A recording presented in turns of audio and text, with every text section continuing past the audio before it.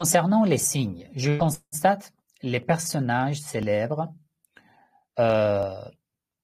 ils ont de différents signes, par exemple, les joueurs, les musiciens, etc. Dans la religion musulmane aussi, il y a des signes chez les sunnites, tout comme chez les chiites. Certains joueurs, quand ils marquent un but, ils le glorifient par les signes. Par exemple, ils lèvent la main, ils lèvent par exemple les doigts, comme ça, ou par exemple un doigt, etc., etc. Il y a de différents signes. Très bien. Alors, que dit l'islam par rapport à ce sujet? Ce même signe, dans la religion aussi, ils sont aussi appliqués. En fait, les signes, tant que tu respectes les limites de l'islam, ça veut dire quoi? Tant que tu respectes les limites de l'islam, il n'y a pas de problème.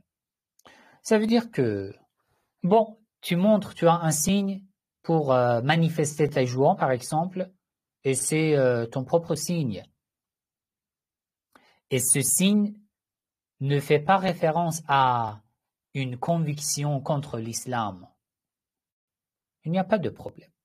Mais parfois, tu montres un signe qui est connu, qui est le symbole d'un groupe, d'une discipline, des suivants des dogmes qui sont tout à fait contre l'islam.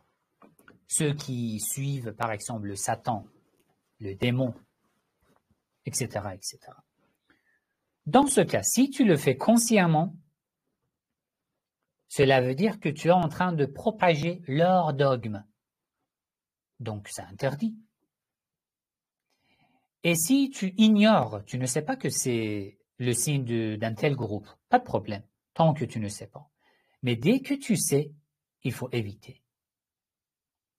Parce que tu te fais ressembler à un des adeptes de ces dogmes, de ces groupes, de ces branches qui sont contre l'islam. Dans ce cas, il est tout à fait interdit.